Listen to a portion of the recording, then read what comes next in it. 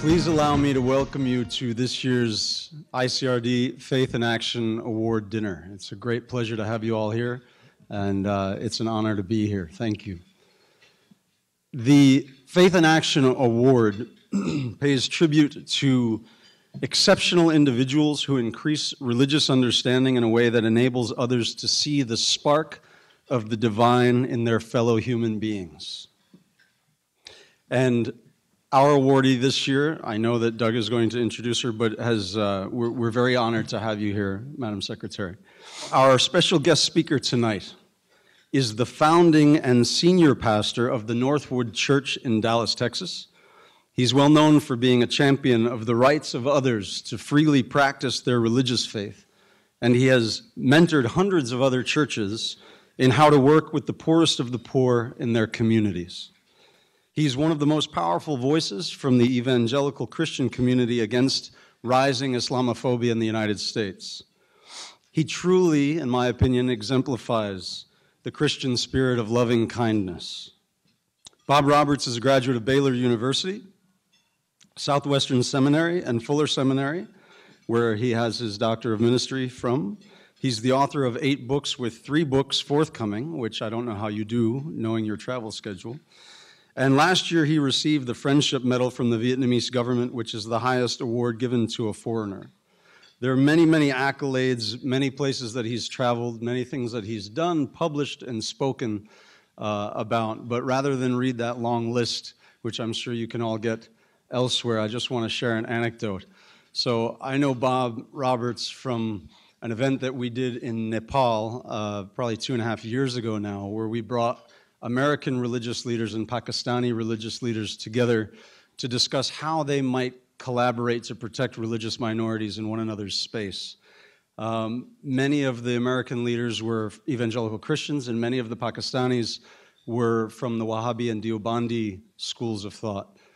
And it was a remarkable event that I think if you tried to explain to people now that this happened, they just simply wouldn't believe you, that we had Wahhabis and evangelical pastors sitting down together, finding common values in their sacred texts, and in fact praying together, which was pretty remarkable to witness. It helped that the Himalayas were in the background, so it was really, the scene was remarkably beautiful.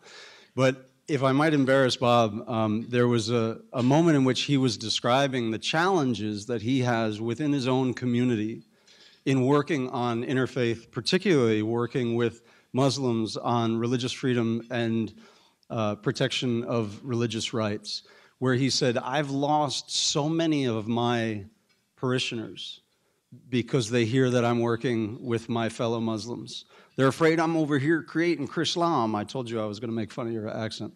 And he said, I'm not creating Chrislam. I'm a Christian. And for me, I think that Jesus is the truth. But I also am compelled by my faith to find and work with peacemakers where I meet them. And these are other peacemakers who have come to the table, and this is the work of the divine. And so he is willing to sacrifice what is his vocational need, people in his parish, for what is his spiritual need, to work with fellow peacemakers where he meets them on the road. And I always find you to have incredible prophetic risk when you speak, and I look very much forward to hearing your comments tonight. So if you'll come to the podium, please, Bob.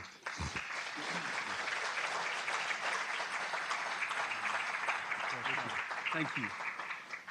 I am the least likely person on the face of the earth to be doing what I do. I grew up in deep East Texas, very conservative, very, not just evangelical, fundamentalist, if you know what that means. For us, the other religion were the Catholics. Those were the ones we had to convert that were going to hell. The Methodists, sometimes, who knew? But for the most part, my background is incredibly conservative. I really have no business doing what I'm doing. As a matter of fact, I went to Fuller Seminary because it is literally the best school to study missions. So my goal in life was to be a missionary and convert the whole world. Frankly, that goal has not changed. What has changed is I want to convert the whole world to love more than a particular religion. And here's how it happened. Here's what happened in my life that changed all of that. Our church wanted to pick a hard place in the world to work, so we went to Vietnam, which is how I got to know Dr. Chris Seipel. And so we began to work. And so we go to Vietnam, and you can't do Christian work there. Well, what is a Baptist pastor who's got a doctor's degree from Fuller supposed to do if you can't do religious work? And so we couldn't do anything. And so we were kind of stuck. Well, long story short, there was an exchange student that came to our church from Vietnam that I kept my distance from because we were trying to work there. And this particular student, their dad is one of the top leaders in the country, in the paper all the time. Well, this student decided that they wanted to follow Jesus. And so they came and talked to me about it, but that wasn't enough. This student wanted to be baptized. And I explained to that student, I couldn't do that. I mean, this would require your dad's permission. You can follow Jesus, that's your decision, but I cannot do that. So without me understanding what they were doing, they literally got on the phone, called their dad while I was talking to the host family, handed me the phone and said, this is Bob Roberts, he's the pastor of the church. I told him I want to be baptized. Tell him to let him do it. That's not how you want to meet one of the top 3 leaders of Vietnam, especially if you're a Baptist pastor. So long story short, he invited me to come. I got on a plane, flew to Hanoi, and he picked me up at the airport and wanted to know why any intelligent man would believe in God. Now, I couldn't tell him because the Bible said so. He believed another set of books, and I couldn't tell him because I feel him in my heart, because he felt something else in his heart. So I began to talk to him, 7 reasons why I believe that there's a God. Amen? Come on, everybody say amen for that? Yeah, 7 reasons why there's a God. Muslim, Christian, we all believe that. 5 reasons why philosophically we have to be monotheist. Amen? Come on, enthusiasm, people. 5 reasons why we're all monotheist. Amen? Amen? And then 4 reasons why Jesus has to be God. And everybody said, but anyhow. So that's kind of what they did. And so he said, this is brilliant. Would you share it with my friends? So I go in this room and I meet his friends. And I was a young guy. I did not understand who I was with. And they said, Bob, this is brilliant. Would you come back and bring Bibles and begin to talk to us? And I said, well, I can't do that. And they said, why? And I said, well, the government won't let me.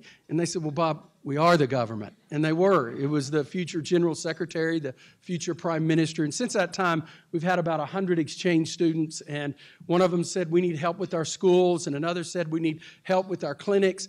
And what I learned was the key to engage the world is to use your job. And so we've mobilized thousands of people to Vietnam. Well, after 9/11, we were asked to do the same thing in Afghanistan. Now, you've got to understand, to be a Baptist pastor in Texas hanging out with communists is not a real popular thing to do. But if you really want to get in trouble, become friends with a bunch of Muslims. That'll get you in a whole lot of trouble. But I did. I prayed about it, and I kept saying, no, I'm not going to do it. Well, finally I did. And so the way I went to Afghanistan, I went to Pakistan. I'm from Texas. We can grow big beards.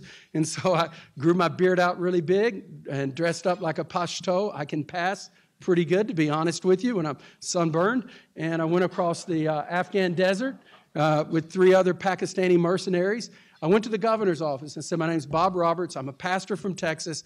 I'm not going to preach, pass out tracts, but I'm going to serve your people. I'm a Christian. If somebody asks me about my faith, I'm not denying it. He looked at me, he grinned, he said, thank you for telling me the truth. Your missionaries come here, say they're businessmen. They don't do either job good. I can work with you. So I said, I didn't know if that was good or bad. So I said, okay. So we agreed to work together. And so I did something I never should have done. I said, what do you need? I teach young pastors, never ask somebody what they need. The moment you do that, you're a slave to everything that they need. But I was nervous, and so that's what I did. And he said, we need a children's clinic. Now, he didn't understand. That was a $10 million project. He's not talking to an Episcopalian or a Presbyterian. He's talking to a Baptist. And so I'm thinking, okay, Jesus, you got to help me here. And so I come back home, call every Episcopalian and Presbyterian, I know both of them, and truthfully, one of them agreed to do it. And so we go back and we have this groundbreaking for this children's hospital, and I love to hike in mountains. My wife and I are avid outdoors people, and so I'm in this Afghan house, we're sitting around the rugs, we're eating the food, it's so good, and I go, man, I would love to hike in these mountains. We were in Kandahar, and he said, Bob Roberts, you want to see Afghanistan? I'll show you Afghanistan. So I leaned over to my friend. I said, is it safe? He said, Bob, this is Afghanistan. Nothing's safe. But if you want to go, go. Do you know who he is? And his dad was the leading tribal leader for the southern half of the country. His son is in parliament. His name is Umar. And so Umar said, I will show you Afghanistan, Bob. So he got me in his nice SUV, put a little machine gunner by him, put me in the seat category behind him, put a machine gunner by me with a little imam with a rocket launcher in the back section. Now, you've got to understand, I'm from Texas. It was like heaven. I mean, and I had never shot a rocket launcher until then. And it was a wonderful experience. Go camel chasing across the desert, trying to shoot camel instead of deer with a 30-06. It was incredible experience, but we get out and we're laughing, we're having fun, and he takes me to his family's compound. They bring out a camel, and I fall off the camel, and I get all messed up, and I'm laughing instead of being upset. He said, "You a happy, funny man, Bob. I'll show you more Afghanistan." I said, "No, Umar, this is enough." He said, "Just no talk. Stay with me." And so I began to say, "Now, Umar, do you know what I do? Do you understand?" He said, "You're humanitarian." I said, "Yes, but I'm a Christian pastor." He said, "Well, Christian, yes. What is pastor?" He never did understand pastor. I said, "I'm a Christian imam." And he said, "You know imam. You laugh too much." I said, "No, I am really a Christian imam." And so he says, "I will show you, my friend." So he gets on his satellite phone, and we start heading in deep into Helmand province, to Shapista. I'm sure you know where that is, and all these other places. And so he's calling somebody, and I'm thinking, this is bad. There's going to be fried Baptist preacher tonight. Nobody knows where I am. They'll never find me. And so I'm sitting there, and I'm going, what are we going to do? So we eat 10 o'clock at night in the little town square, and we get through eating, and he says, "Now, special surprise." He claps his hands, and in walks about 10 or 15 young imams with one very old imam. And he says, "This is Bob Roberts. He is a Christian imam. You can ask him any question you want."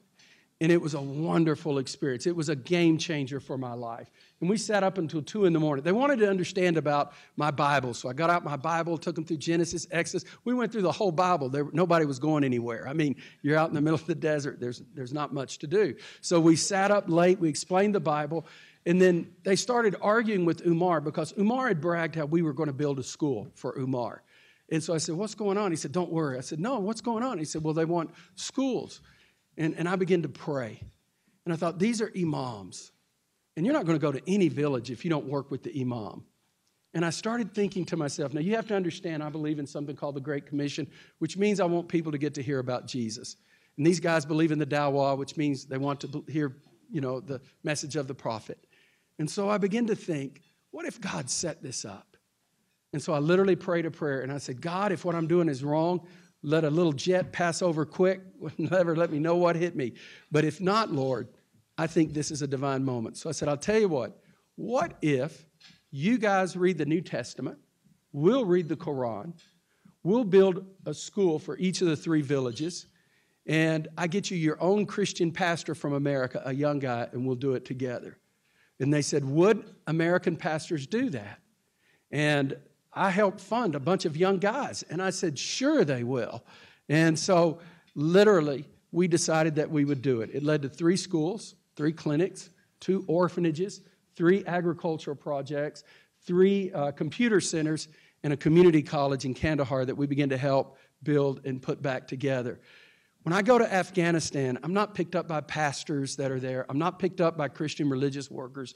I'm not picked up by relief workers. I'm picked up by Muslims. I have a very strange life.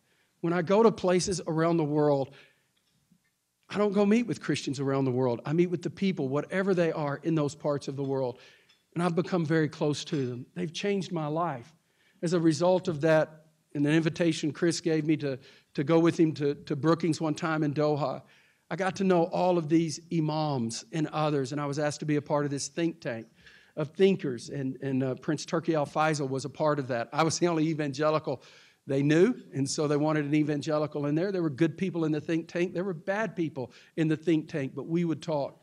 And I remember one day Prince Turki looked over at me, and I did not, guys, you'd have to understand my background, but they put me by him. It says HRH. I didn't understand, what does HRH stand for? And I was stupid enough to ask him, and he said, His Royal Highness. I said, "Well, nice to meet you. I'm Bob Roberts." And we had a great time getting to know one another. We became, and still are to this day, very close friends. And he told me one day, he said, "Bob, it's great what you do with Muslims around the world, but what about back home?" I said, "Your Highness, that'd be like you trying to start a Baptist church in Mecca. I mean, I'm in Dallas, Texas. That'd be hard." But he said, "No, Bob, you ought to do it." And so I did. And so I got to know this imam, and I got to know this rabbi. And so we went on this faith pilgrimage where we brought the three congregations together. Friday we went to the synagogue, Saturday to the mosque, Sunday they all came to the church. And our church went crazy over it, those that participated. But we literally lost thousands of people, not thousands, I'm sorry, hundreds of people who left our church because what are you friends with these Muslims for? And I thought, well, why wouldn't I be friends with these Muslims? And it began to change my life.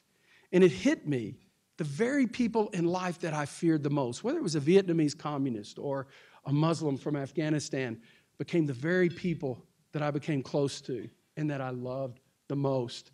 And as a result of that, I just want to leave you with 5 things about the Jesus that I follow, because I don't like the way the evangelical Jesus is portrayed. I am evangelical. It means that I believe the Bible is God's word and Jesus is the way. I believe all of that. But I don't like the way that the evangelical Jesus is being portrayed, that he comes across. Let me tell you who I believe the evangelical Jesus is and who he needs to be in all of our lives. Number one, the evangelical Jesus loves everybody. Nobody's outside of the Jesus of the New Testament. You know, I don't know what it is that we Christians feel like it's our duty to judge and condemn others. I will leave that to God. I want to be like Jesus. I want to love like Jesus. I tell people all the time, you know, they say, well, we ought to love one another. Look at how much we have in common. Well, that may be true, but to me, that's very immature love. Let me tell you what mature love is. Mature love is to be totally opposite of someone and still love them. That's mature love.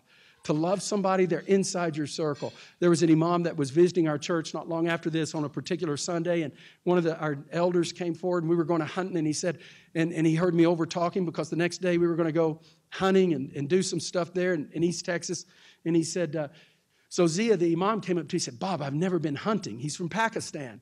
And I said, well, you want to go? And he said, yeah. And I said, well, Zia, I'm just going to tell you right now, I am not taking you to East Texas dressed like that, running through the woods, yelling Allah Akbar with a 12 gauge, we're all going to die. But if you're willing to put on a T-shirt, slick your hair back, speak with a Mexican accent, I'll take you, and we'll have a lot of fun. Since that time, I've taken 20 imams hunting and fishing with me. And you know what I've discovered? To love people, you've got to spend time with them. And not just at religious gatherings, but hanging out with them, laughing with them, playing with them, living life together. So the Jesus I follow, he loves people. He loves everybody. Even those that disagree with him, he loves them. The Jesus I follow, he's a whole lot bigger than any tribe or any religion. He's not just merely loving those that are like him. As a matter of fact, he's known by loving those that are opposite from him. And so I believe with all of my heart, one of the biggest challenges we have with faith today is it's way too tribal. The third thing about the Jesus that I love is one conversation. Many times we say one thing in public and another thing in private. That's horrible. Learn to say the same thing in private that you say in public, and you don't have to remember what you tweeted early in the morning. Fourth, multi-faith. Don't worry about trying to compromise your faith to be somebody's friend. The imams that I'm friends with, they believe their faith just as passionate as I believe mine. And so why should we disagree on what we believe is truth? And then finally, I would say the Jesus that I follow is somebody that starts not with the head, telling people this is what you need to do, but he starts first with the hand. That's what healing was all about. That's what feeding was all about. Starts with the hand, like the Rabbi Jonathan Sacks says, captures the heart. You love somebody, now you can have a head conversation. So all I would say to you is Doug and ICRD and James, as you come into this new role, you emulate that. I'm grateful for you and how you have loved me, encouraged me, supported me, and all of you. And the real reason they brought me here is because I'm a Baptist pastor, and I want to challenge you to give like crazy. Amen? Because God loves a cheerful giver. So cough it up, you Presbyterians. We need it. Thank you. I'd like to invite Dr. Douglas Johnston up here to introduce the keynote speaker, please, the awardee. For the first 15 years of our center's history, the primary strategic goal that we had was to facilitate the incorporation of religious considerations into the practice of U.S. foreign policy. We sought to do this by confining our interventions to those situations that were of clear strategic consequence to the United States. The hope being that if foreign policy practitioners and diplomats saw us handling the religious aspects of critical situations that they were dealing with, that this would open their eyes to the need for the Foreign Service to understand and be able to deal with the religious dynamics that you find in many of these geopolitical challenges that they face. Well, about 4 years ago, the State Department established a new Office of Religion and Global Affairs. And I'd like to think that the work we were doing contributed to that decision, but I don't know that for certain. What I do know for certain is that tonight's award winner had a tremendous impact in opening the eyes of everybody to the need for understanding religious imperatives and thoughtful responses to them.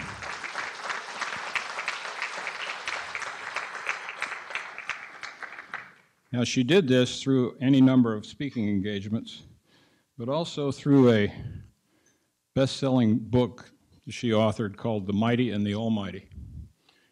And in preparation for this evening's presentation, I reread the book. And I highly commend it to anyone who hasn't read it, because you're in for a wonderful treat. Not only is it very clearly and well written, but the logic is impeccable and the insights are profound. Let me whet your whistle with just one excerpt from that book. Quote, "As I travel around the world, I'm often asked, why can't we just keep religion out of foreign policy? My answer is that we can't and shouldn't. Religion is a large part of what motivates people and shapes their views of justice and right behavior. It must be taken into account. Nor can we expect our leaders to make decisions in isolation from their religious beliefs. There is a limit to how much the human mind can compartmentalize." And that is so true. And I think a very perfect example of all this is that during the Cold War, where the overriding challenge was containing the godless Soviet Union, religion wasn't even at the table. It wasn't on any policymaker's screen.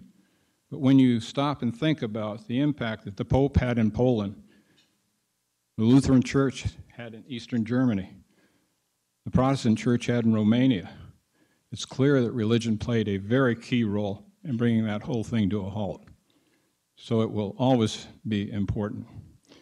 Now, beyond having been the first female Secretary of State, Dr. Albright is a distinguished professor in the practice of diplomacy at Georgetown University. She also chairs the National Democratic Institute for International Affairs, in addition to a wide array of other professional involvements. In short, this is a remarkably gifted woman, and I would like to ask you to join me in welcoming her to the platform to receive her award. The Faith in Action Award presented to Madeleine Albright for her pioneering work in bridging religion and world affairs. Thank you very much for being honoring us. Thank you. Thank you so much. That's beautiful. Thank you very much. Thank you. Doug, thank you very, very much for everything that you do, and thank you for your introduction, and good evening to everybody. In years past, I have been privileged to present many citations and honors to others, which is fine, because I was taught in Sunday school that it's more blessed to give than to receive. However, no one said anything about which is more fun, and receiving this award tonight, my friends, is definitely fun. So I am truly grateful to all of you. Of course, when it comes to foreign policy and religion, I do have an advantage. I was raised a Roman Catholic, became an Episcopalian, and later learned that my family heritage was Jewish.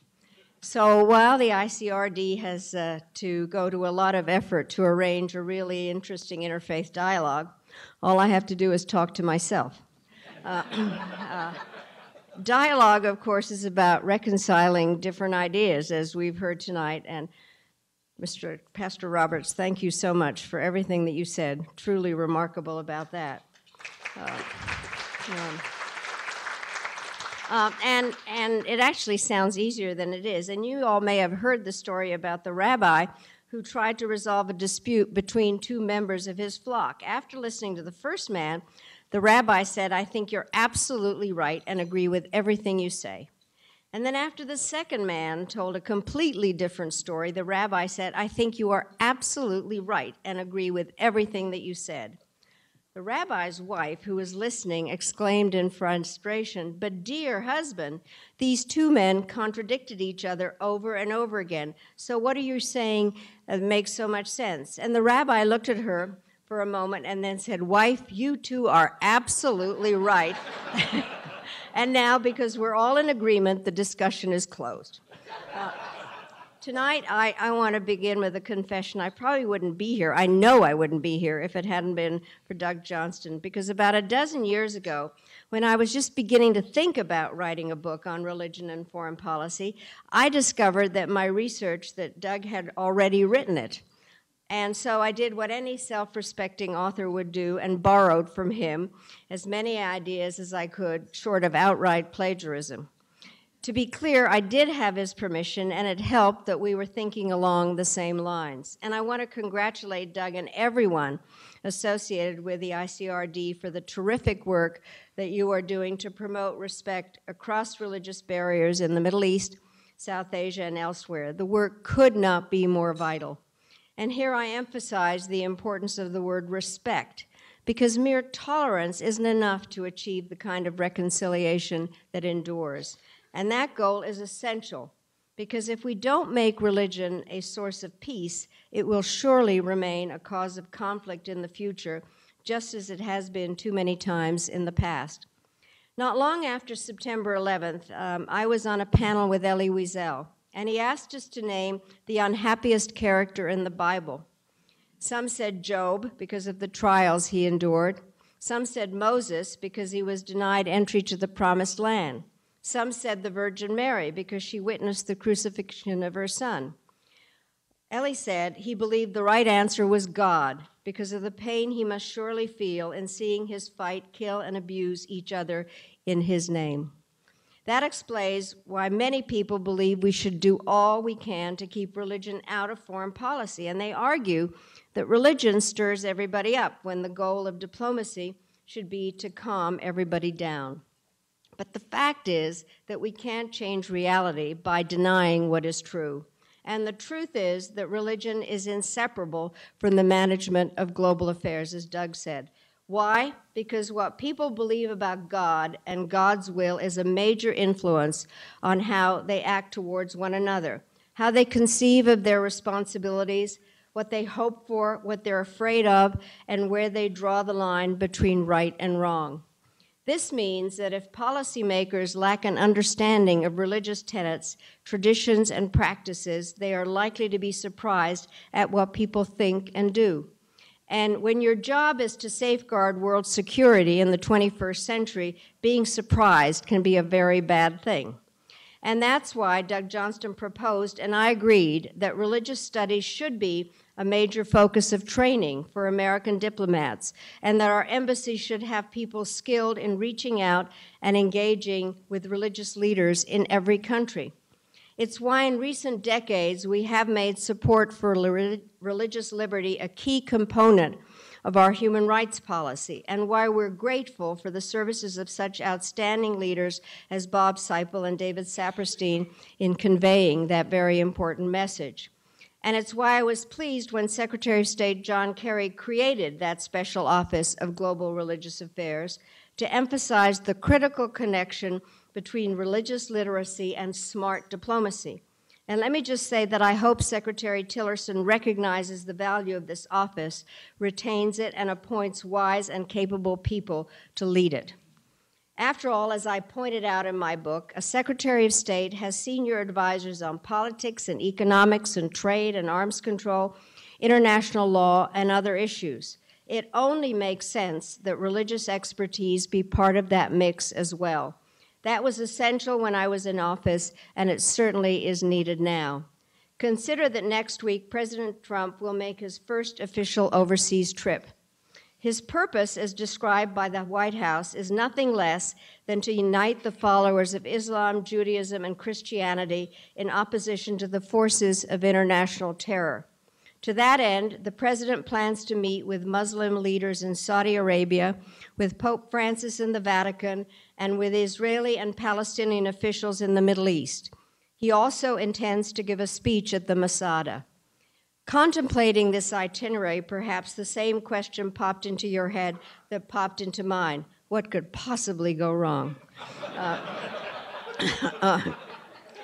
I live in the hope that all will go well, but I also pray that those planning the trip are aware of the many minefields that exist, including Sunni-Shia tensions, the status of the holy sites in Jerusalem, and the different interpretations of the past that are so damnably present in the Middle East. To be honest, I'd feel more confident if I knew that our friends in the White House were listening to people like you. I also think it's important to realize that we're not going to be successful in defeating terrorists if everybody hates us. A recent survey of young Arabs showed that favorability towards the United States is dropping fast. We now trail even Russia. So I think we should ask whether we are portraying ourselves in the best way to the world, and especially to Muslims. Are we emphasizing the goals that we care about and that they do too, including political freedom, better governance, more jobs and justice, or is our positive message being drowned out by the embrace of dictators, poorly thought out measures on immigration, and pandering to fear? Is American greatness being expressed in the right way? That's an important question, and one that I expect we will be debating regularly over the next 3.5 years. As citizens, we all share a responsibility to be heard in that debate. My final thought tonight is that in considering the nexus between global security and foreign policy, we should not allow religion to get a bum rap. We hear every day about the tragedies generated by sectarian strife, and those tragedies are real. But we also know that religious teachings constantly nurture what Lincoln referred to as the better angels of our nature. Years ago, when I was Secretary of State, I met a boy in Uganda. He was about 6 years old, and I asked the usual question, "How are you?" He said that he was doing quite well, considering that his mother had been killed in a massacre a few weeks earlier, and he had crawled out from beneath her body and walked miles to a refugee camp, carrying his little sister on his back. The boy was being cared for by a group of volunteers who for years had been trying to protect people from something called the Lord's Resistance Army, which kidnapped children and butchered families, all in the name of the Ten Commandments. It was the kind of place that we might call God-forsaken, except that it had not been forsaken by the people who ran that refugee camp. Those people were truly guilty of religion. They held open the door to faith, but there was not the type to demand baptism as a condition for help. They just fed those who needed nourishment and provided a place where endangered families could be safe, as you do, Pastor Roberts. Not long after, I went to a second refugee camp, this one in Sierra Leone. What made the camp special is that because of the vicious nature of that country's civil war, most of the refugees were children, and all of them were amputees. I remember holding a little girl named Amuna, who wore a red jumper and who, while we talked, used her one arm to play with a toy car. Mamuna was 3 years old, about the age of one of my grandchildren at the time, and I couldn't help but wonder how anyone could have shot or cut off that little girl's arm. After all, whom did she threaten? Whose enemy was she? Mamuna was not alone in the camp. There were many others waiting for prosthetics to replace the limbs that they had lost. But if there was any self-pity in that camp, I sure didn't hear it. If there was anger or bitterness, I didn't feel it. What I witnessed instead were teams of dedicated doctors and nurses, inspired by their religious beliefs, doing all they could to heal the wounds that other human beings had opened. In recent decades, we have all seen the damage that the perversion of religion can cause. But this should reinforce, not undermine, our determination to show the good that spiritual faith can do. One view of religion is to see it as a collection of exclusive clubs, with each having its own ritual and rules, but with only a single club, our own, having full possession of the truth. In that case, the message to all is that you either belong to our club or you don't. You either are fully blessed or forever cursed, truly in or completely out. A second view is that of the house of many mansions, where the rooms may be different, but there's space reserved for all who seek shelter. In my career, I have often been called a witch, a snake, a liar, a whore, in Croatian no less, and my favorite, elderly but dangerous. So I'm not afraid to be called a heretic. And I will confess to you tonight that I believe in the house of many mansions. Such a structure is consistent, in my view, with the best ethical and moral traditions of every major religious faith. It is in keeping with our fundamental need to live and work together as fellow inhabitants of this deeply troubled and ever-shrinking globe.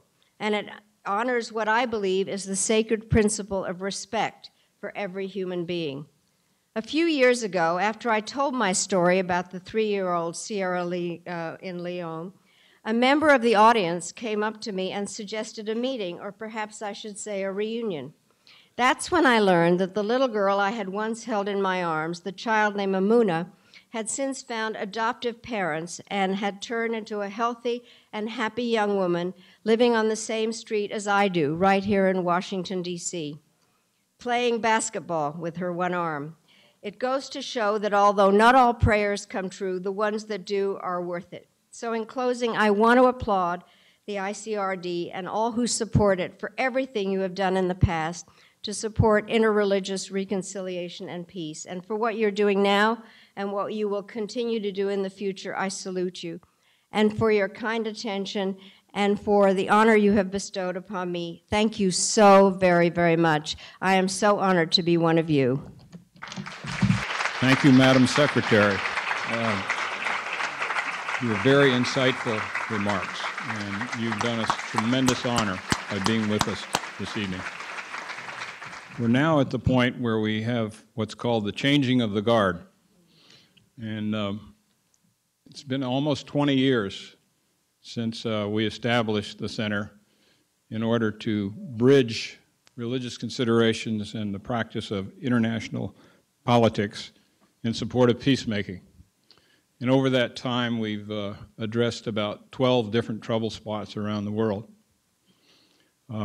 In your programs, you'll see a brief description of the projects we're currently involved in, and you can read those at your leisure.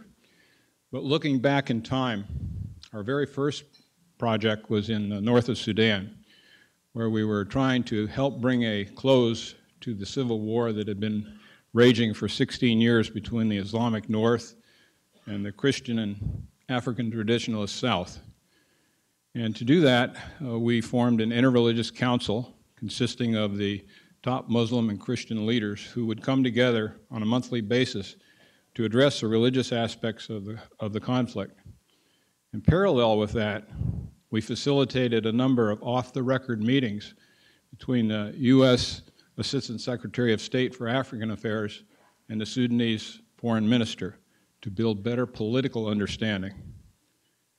Our probably most, I would say our most dramatic project came when the Korean ambassador called me one day to ask if there was anything we could do to help secure the release of the 21 Korean missionaries that were being held hostage by the Taliban. And we were able to play an instrumental role in securing their release, and we did it through a religious lens. Perhaps our most dangerous project was over a 8-year period of our involvement in Pakistan, reforming the madrasas, or the religious schools, including those that gave birth to the Taliban. And at one point in that process, we found ourselves in the mountains of Pakistan talking to 57 Taliban commanders and several tribal and religious leaders, trying to tell them exactly what America wanted, but also coming together to see if we could build a confidence-building measure based on common religious values that could point toward peace. perhaps our most strategic project to date has been what we've been doing in Saudi Arabia. There we've been working with the Saudis to facilitate educational reform with the ultimate goal of equipping Saudi youth with the skills to be able to compete effectively in the globalized marketplace. And to do that, you not only have to impart the right skills, but you have to impart a deep appreciation for diversity based on strong emphasis on tolerance and critical thinking. And in the process of all this, at the end of the day, the inflammatory content in their textbooks and teacher training materials that has been inspiring the activities, unwittingly inspiring the activities of groups like ISIS and Al-Qaeda will be a thing of the past. It will take a while for that to take hold and show results, but it is very strategic and they will show results. Now, none of these things would have been possible without the support of so many of you here in this room, and particularly our board of directors. So I'd like to just take one moment and ask all the members of our board to please stand so we can give you the applause you deserve. Please, if you will, stand.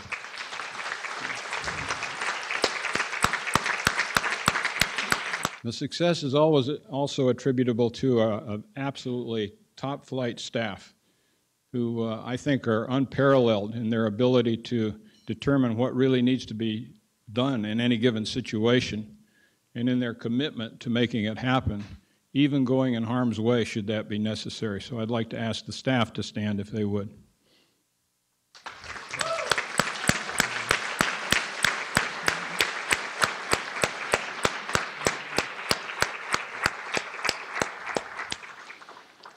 You will note that the size of the board exceeds that of the staff by about 3 times. Well, overseeing the efforts of that staff has been James Patton, who will be relieving me as president in a few minutes. But James has not only done superb work at ICRD in overseeing our activities, but he's also exceedingly well credentialed in all the right disciplines, and more to the point, has extensive field experience working both for the State Department and for other NGOs, and he's got the street smarts to accompany it. I'd like to read a brief paragraph from a letter that the staff wrote to our board of directors when they were considering who should be my replacement. And this is what they said. As we have witnessed the gradual transition of executive responsibility from Doug's leadership onto that of Mr. James Patton, the staff would like to express our collective enthusiasm at the decision to nominate him as the next president of ICRD. Having worked closely with Mr. Patton and come to understand his principles and work ethic, we are confident he has a commanding grasp of the center's core intention, the vision to build on the powerful foundation that has already been laid, and the professional capacity to lead this organization to greater things. Well, I share their conviction that James has the capability to take this to the next level. So I would ask you to join me in welcoming our next president and CEO, James Patton.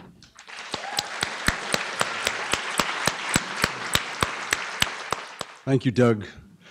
There's a saying in Colombian Spanish, has puesto un tope muy alto, which roughly translates, yours will be an exceedingly difficult act to follow. But thank you for the honor. I am humbled beyond belief. In recent days, I've been asked many times, what's going to happen with ICRD? What's your vision? Where do you see it going? What are your plans?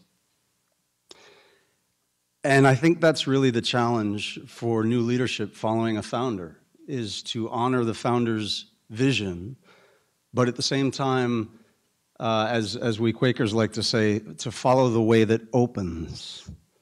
So I've reflected on the unique nature of ICRD, what we try to do and how we try to do it, and this transition, and I'm reminded of a poem by the pastoral American poet Wendell Berry. It reads, "The song changes by singing into a different song. The water, descending in its old groove, wears it new. The words descending to the page render the possible into the actual. Renew the wearied mind. This is only a lowly stream, but every stream is lowly. Only low in the land does the water flow. It goes to seek the level that is lowest, the silence that gathers many songs, the darkness made of many lights, and then, by the sun, is raised again into the air." At ICRD, we do in many ways seek the place that is low in the land, the place where man's inhumanity to man insists that we act, that we seek to resuscitate the better angels of our nature, as Madam Secretary said, to reconcile the best of the human spirit with human action. This is the kind of making whole, of reintegration that we try to work on, finding those many lights that are possible in the darkness. Now, in the short film that we saw earlier, and I'm not sure if you heard it, but Dick Schubert states that this work is no longer nice but not necessary. Or as Martin Luther King Jr. said, we are now faced with the fact that tomorrow is today. We are confronted by a fierce urgency of now. Now, in 1998, before 9/11, Doug heard the call of that fierce urgency before many of the rest of us. He decided to leave a highly celebrated think tank that he was in line to inherit and start a small operation, a lowly stream, that sought to have direct impact in some of the most challenging identity conflicts in the world. Now, Doug frequently says that he started an institution of religion and diplomacy without ever having studied religion or been a diplomat. But his commitment to religious respect and freedom, I think, is widely recognized. And despite the fact that ICRD is not a religious organization, so is his devout Christian faith. So there's a story in Christian sacred texts that remind me of Doug. In the Gospel of Matthew, as the story has it, Peter and some fellows are crossing the Sea of Galilee when a storm strikes and tosses the boat here and there. And while they're wrestling at the oars, Jesus strides across the water and extends his hand to Peter and says simply, "Come." Now, this fisherman, who came from generations of fishermen and has spent most of his life on the water, knew exactly what the dangerous place was and what the safe place was when he was tossing around in a boat on the sea. It would have been as instinctive as drawing a breath, and yet he still stood up, stepped over the gunwales, and began to take some steps on the surface of the turbulent water. It may seem a simple or perhaps even an obvious idea, particularly in this crowd, that religion is important to human relationships and is important to policymaking. But have no doubt that when Doug's conviction that human faith should play an important role in both healing human relationships and in policy, that was him standing up in his boat and taking a step out of the safety and stability of that boat and into a wildly turbulent sea. He was way ahead of anybody in thinking this, and he gave up a different career to pursue it with few resources. And Doug's a Navy man, as you know, so that was a big leap of faith. But beyond religious faith, I would say that it was an act born of a far more difficult faith, and it was the faith in his fellow humans, that they could rise above their own worst instincts, and then by the sun, raised again into the air. It is undeniable that the challenges for ICRD and for anyone in this work are enormous, and it's frequently attractive to begin to paint the world into the kind of facile black and white that allows us to simplify who the good and bad people are. But Doug's integrity hasn't allowed him to do that. He's held himself in that paradoxical truth that good people can do bad things, and that people who have done lots of bad things can actually find a path back to being part of a constructive society. And he's held ICRD there, and that's allowed for unexpected and really transformative successes. I've been meditating on that word integrity lately. To be integrated, as in to be wholly connected with oneself, but also to be integral, which is to be essential to something. But in the simplest definition of the term, it merely means that you can be trusted, that your word can be trusted. Now, we're living in a time, I think, when integrity is waning, seems to be waning. Media is freely abandoning its historic task of nonpartisanship. Even faith leaders are rallying behind people with little moral virtue and character in order to advance political ends. And people hide anonymously behind identities online to spew the most horrible vitriol. I don't know if all of you have read comment pages on some news sites, but it's really remarkable the things that people will say when no one knows who's saying it. So I wonder sometimes if we are seeing the end of an era of integrity. But therein lies our challenge. The Buddhist monk from Vietnam, Thich Nhat Hanh, speaks of watering the seeds of intention. Every day we are confronted with opportunities to sow seeds of discontent or stability, of love or unkindness, and ours is the choice which to water, where to put our effort, our energy, and our nourishment. Ours is the choice of how and where our next footfall will land, even if it's on a turbulent sea. ICRD is a small operation in a magnificent and complex world, but I contend that it's a very special place. It is a place where integrity and risk come together in the low places to advance the most difficult faith, the faith in one another. Doug uses another term to describe his work, servant leadership. Let that phrase settle for a minute, servant leadership. It sounds so simple, but I think it's among the greatest virtues to frame leadership in terms of service, to begin with the other, to make decisions based on compassion and empathy and humility. And so now Doug hands the reins to a new person, and I have really, I'm wholly unsure of what I've done to merit that honor, but I see my task as really none other than to embody that same spirit of servant leadership. ICRD may grow, and it may not. It may see strategic shifts, and it may not. But if it is at all in my power, it will remain a bastion of integrity in a world where integrity seems to be an increasingly scarce commodity. It will remain a place of hopeful risk, thoroughly rooted in sober analysis. Now, many of you here have contributed to ICRD mightily, often quietly, to our work. And that quiet support is truly a silence made of many songs, and it's greatly appreciated. I look forward to your continued guidance, for as it says in the Jewish Mishnaic text, the Pirkei Avot, you are not obligated to complete the task, but neither are you free to desist from it. And so, I didn't bring my water, but like the lowly stream raised into the light, I invite you to raise your glasses in honor of taking risks in the middle of a storm, in honor of watering the seeds of possibility, and in honor of Dr. Douglas Johnston and his bravery and his legacy. Thank you, Doug.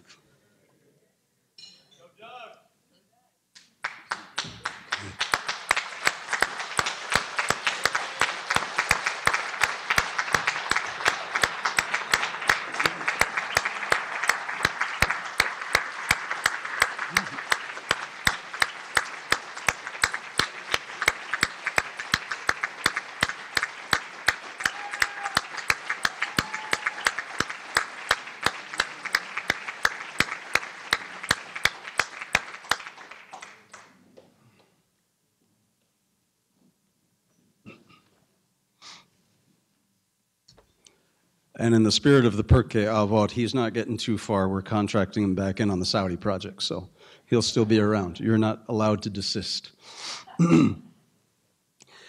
Now,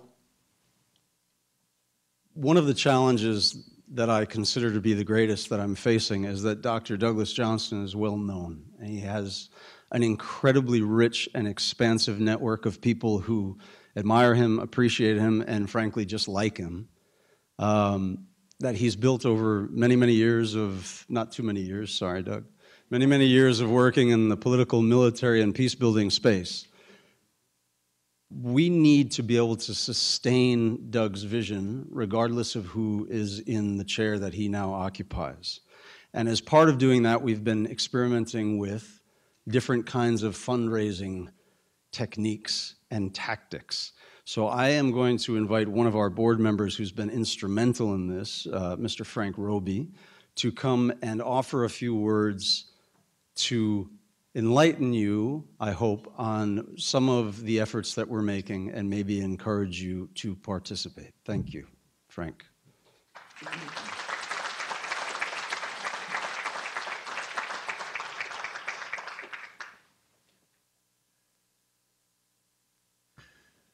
Well, Doug, I've been in rooms where people have spoken to a Secretary of State, but I've never been in a room where a Secretary of State has stood to acknowledge the accomplishments of another, and tonight that happened. I love just being behind it and watching that take place, so thank you.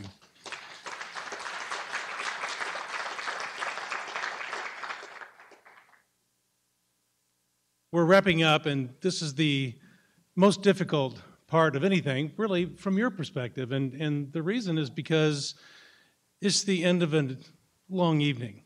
A good one, but a long one. At the end of a long day, at the end of a long week. And I'm going to ask you to work hard for me for one more thing and something that you're really not expecting.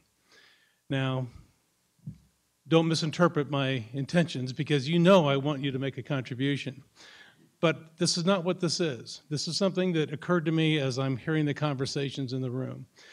And to put it simply, in the basket, which are the places where these little envelopes are that you can make a contribution, there's pens in there, and I want you to do something else. Whether you make a contribution or not is irrelevant to this request.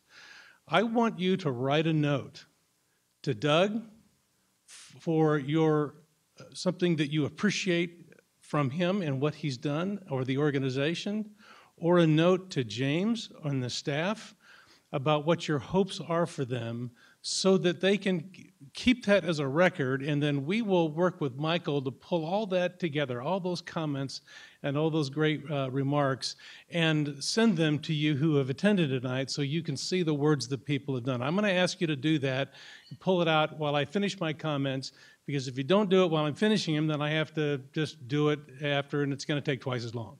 So go ahead and grab those in the center, because I want you to write a note in there, something, even if it's just thank you, just to make a comment, and then I'll wrap up my comments at the same time.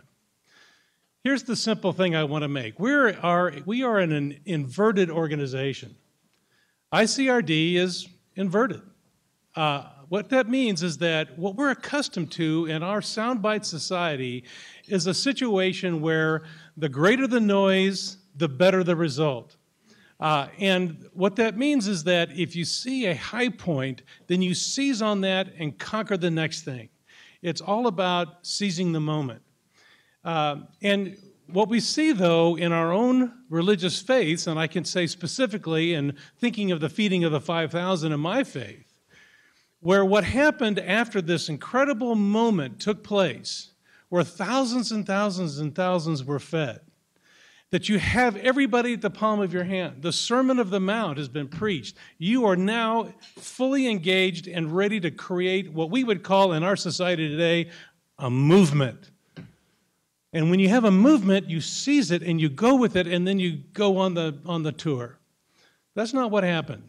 What happened instead was that Jesus withdrew, along with the disciples, to a quiet place, to a lonely place, in prayer and in reflection.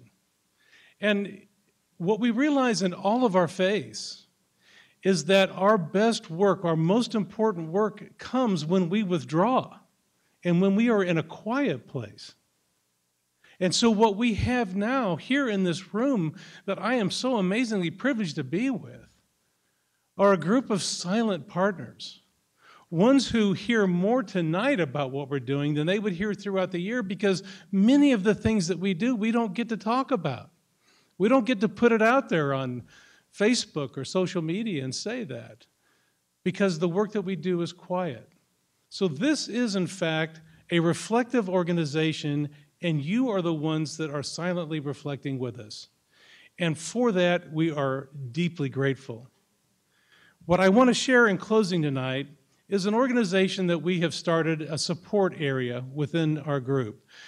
As you know, when you look at these lists and notes that are there, we want you to do what you can financially for us, but we really want you to write that note. But you'll see in there that contributions of all sizes are greatly appreciated, and I can assure you from the part of our staff that that's the case. But what we're also doing is we're creating a special forum, what we're calling a Peacemakers Council, of major donors who want to have that quiet partnership, that silent partner status with us, who want to be informed. It will include, you'll see this, a series of things, because each one of you has this on your plate area. There's a series of events that are part of it. The main part will be an annual forum that we will have here. We'll think of it in terms of a retreating to a quiet place for conversation and reflection, information that will be received throughout the year, and access to key partners and key people of influence, including people within our grant sources that are providing some of the support for the group. This is a group that will be closely connected to the work of ICRD, and we're hoping that some of you would actually consider a contribution of $10,000 that would allow us to be part of that as well. We have initiated this. We have several who have already contributed at that level, and we're trying to grow that. Let me close with a final comment. You know, for years my father would make a comment that comfort arrives as your host and becomes your master. I recently found out that that actually is a paraphrase of a quote from a book by Khalil Gibran. And as I think about it, what I really am, as we wrap the evening up and I think about the work of ICRD, we have a group of people here who have traded comfort away so that it does not become their master, so that instead they can serve this organization and the country and the world we live in a way that will make it a better place. So what we ask all of us to do in any way that we possibly can is to be our partner in that, to not seek comfort because we don't want our master to be the simplicity of just what we receive, instead what we participate in. We thank you for your participation tonight, your attendance, for all you've done. If you'll take your cards and put them back in the basket, then we will know to pick them up, and then we will share with you the great comments that people make. We have a couple of thank yous left, and some of it has to do with what Frank was just saying, and thank you very much, Frank. That was greatly appreciated, inspiring words. First of all, we'd like to recognize those who sponsored tonight's dinner. So we have different categories of sponsorship. I know these are in front of your places, but it's important, I think, for us to give a shout out to the people who have been there for us here towards the annual dinner that we have every year. The President's Council, which also, if you're interested, would make up part of the Peacemakers Council, includes Harold and Wendy Jacoby. Thank you, Rink. Also includes the William and Mary Grieve Foundation. Unfortunately, John Kaiser couldn't be with us tonight. The Peacemakers Council, which we just heard about, includes Frank Roby. Thank you, Frank. Then there are the Friends of the Center, which include the International Institute for Islamic Thought, Deb Fikes, Robert Lawrence, and Roger Mealy.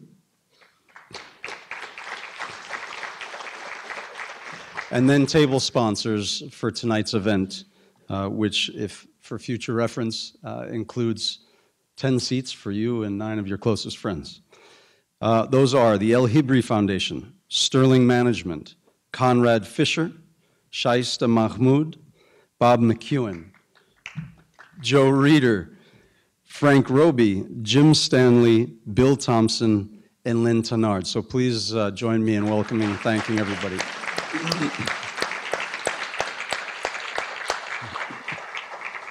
On a personal note, I'd also like to thank my brother for making the trip from Atlanta, my niece representing my sister for making the trip from Boston, my parents who are here, and of course, most important, my wife, Andrea, and my suegra, her mom, who is visiting from Colombia. Mi amor, te amo, tú eres mi media naranja.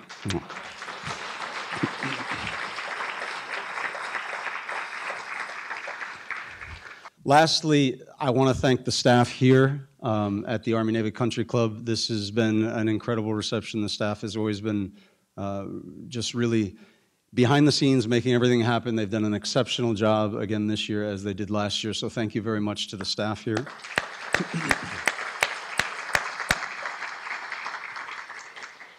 And don't forget, please, to find and talk to one of our staff members. And we also have a table of interns, both current and former, which is a real honor that some of the former interns who are now rising in their own professions will come back and humbly help us out to make these things happen. So thank you all as well. Now, the way that we got you all to stay here is the silent auction. The bidders, the highest bidders, we have the following. For the Marrakesh Carpet Market photograph, Desiree Magni. For Christmas in Pakistan, Harold Jacoby. For the bombing of Barakot, Nancy Welsh. The Dinka chief, Kate Johnson. The Mercado de las Brujas, Tracy Hovermel. For Angkor Wat, Conrad Fisher. H.P. Goldfield has won the lunch with Edwin Meese.